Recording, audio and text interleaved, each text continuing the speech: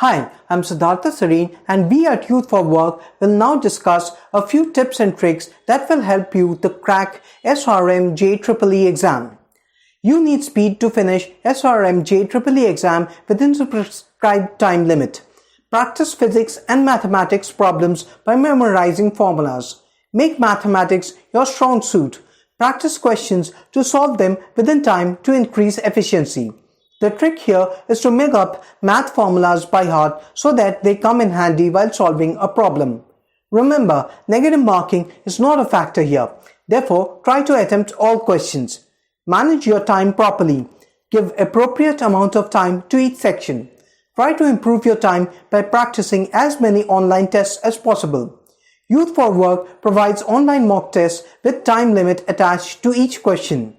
This way, one can learn to finish the entire exam within the stipulated time.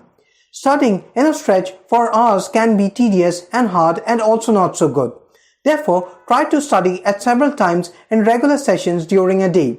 This will make learning easy and fun. Also, you will have enough time to brush up the already studied topics in between intervals.